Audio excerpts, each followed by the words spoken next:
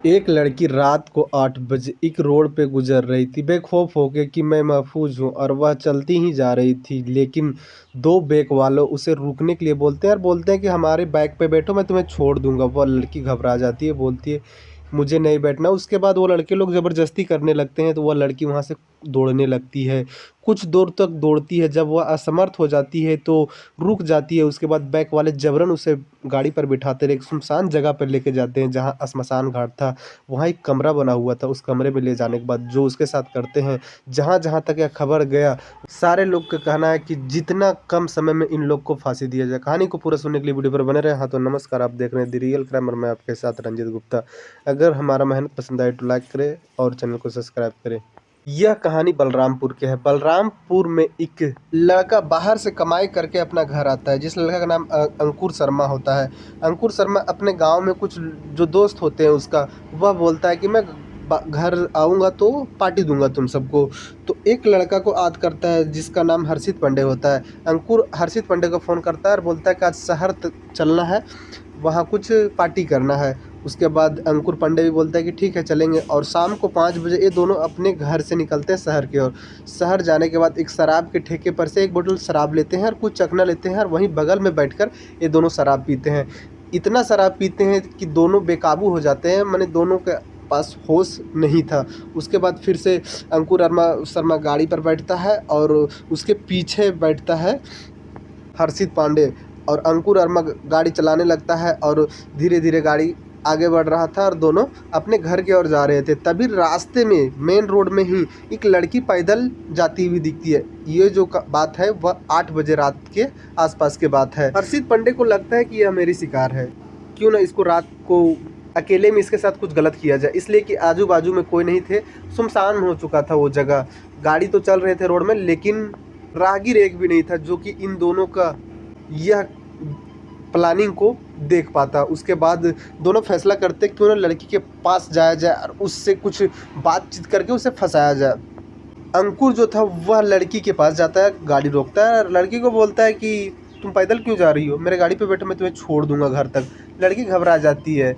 उसके बाद लड़की घबरा जाती है, आगे बढ़ने लगती है, लेकिन अंकुर गाड़ी आगे लेता है, ज़बरदस्ती उसको गाड़ी पर बैठाने लगता है। तभी जो लड़की थी वह दौड़ने लगती है अपने बचाव के लिए, और लड़की तब तक दौड़ती है जब तक उसके पैर न थक जाते। लेकिन ये दोनों लोग बाइक पर थे, लड़की कितना भी दौड़े लेकिन बाइक से ज़्यादा नहीं दौड़ पाती।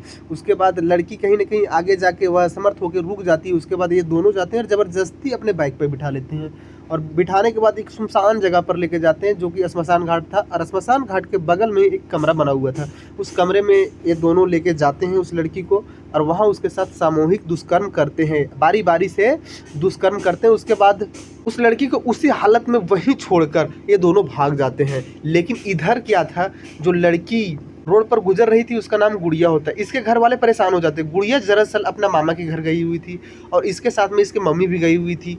गुड़िया के घर से उसका मामा के घर 1 किलोमीटर का फासला था। उसकी मम्मी और गुड़िया गई हुई थी नानी घर, लेकिन ये जो गुड़िया की मम्मी थी वह शाम होने से पहले अपना घर आ जाती है, घर में समझौत वगैरह दिखाने के लिए। और वही फिर गुड़िया भी शाम तक रुकती है और उसे लगता है कि अब घर चला जाए। और जो गुड़िया थी वह किसी को ना बताकर अपना घर के लिए निकल जाती, 1 किलोमीटर की दूरी पर था। लेकिन एक चीज़ बता देते हैं दोस्तों, गुड़िया जो थी वह विकलांग भी थी, गूंगी भी थी, बहरी भी थी, लेकिन उतना ज़्यादा नहीं थी। यानी कि अपने पैरों पे चल लेती थी, कभी दौड़ भी लेती थी और इशारों में सब कुछ समझ जाती थी। घर वालों परेशान हो जाते हैं कि गुड़िया आखिर वहाँ से चली है मामा घर से तो घर तक पहुँची क्यों नहीं, उसके साथ कुछ गलत तो नहीं हुआ। इसलिए वह बोल भी नहीं पाती है, नहीं ठीक से सुन पाती है, नहीं ठीक से चल पाती है। गुड़िया के माँ अपने बड़े बेटे को फ़ोन करती है और बोलती है कि गुड़िया मामा के घर से चली थी लेकिन घर पहुँची नहीं है। उसका भाई परेशान हो जाता है। उसके बाद उसका भाई बाइक लेता है और ढूंढने के लिए निकल जाता है, और वह पूरा शहर छान मारता है रात के वक्त, लेकिन कहीं भी उसका बहन गुड़िया नहीं मिलती है। ये लोग थक हार के घर आ जाते हैं। सुबह पता चलता है कि एक हॉस्पिटल में गुड़िया भर्ती है। वहाँ जब गुड़िया के परिवार वालों जाते हैं तो डॉक्टर सबसे पहले गुड़िया से मिलने नहीं देते हैं, बोलते हैं गुड़िया का जो हालत है ये बहुत ख़राब है। फिर जो उसका भाई था वो पूछने लगता है डॉक्टर से, क्या बात है सर, आप बताएं हमको, और यह कहाँ मिली थी। डॉक्टर कुछ वैसा बता नहीं पा रहा था। उसका भाई बोलता है कि साहब हमको बताना होगा कि इसके साथ हुआ क्या है। डॉक्टर मजबूरी में फिर बताता है कि इसके साथ कुछ गलत हुआ है, दुष्कर्म हुआ है और इसको एक खेत में फेंक दिया गया था हॉस्पिटल के जस्ट बगल में। और वहाँ से फिर कुछ लोग देखते हैं इसे सुबह के वक्त और फिर उसे लाते हैं, तड़प रही थी गुड़िया, और लाकर यहाँ एडमिट करते हैं। तुरंत ही उसका भाई वहीं के बलरामपुर के पुलिस स्टेशन जाता है और पुलिस को ये सारा कहानी बताता है। पुलिस यह मामला सुनती है, एफआईआर लिखती है, तुरंत ही वह हॉस्पिटल आती है और गुड़िया के इशारे से बताए हुए बयान लेती है पुलिस और उस जगह पे पहुंचती है जहां गुड़िया के साथ दुष्कर्म हुआ था। और गुड़िया रोड में जो बीच बचाव कर रही थी, रोड में जो दौड़ रही थी, वहां पहुंचती है तो पुलिस का नज़र जाता है कि एक सीसीटीवी कैमरा लगा हुआ था। उस सीसीटीवी कैमरा खंगालती है तो साफ साफ पता चल जाता है कि गुड़िया रात के वक्त कैसे दौड़ रही थी और दो लोग इसको कैसे पीछा कर रहे थे। लेकिन गुड़िया भी पता चल रही थी, लेकिन उतना साफ फोटो नहीं आता है। और जो वो दोनों बैक वाले थे, जो दो लोग थे, उन लोग का भी बराबर साफ नहीं दिख रहा था तस्वीर, जिस वजह से पुलिस को काफ़ी ज़्यादा मुश्किल का सामना करना पड़ रहा था। फिर कुछ लोगों से पता चलता है कि दो लोग शराब पीकर यही रास्ते से रात के वक्त वही टाइम में गुजर रहे थे।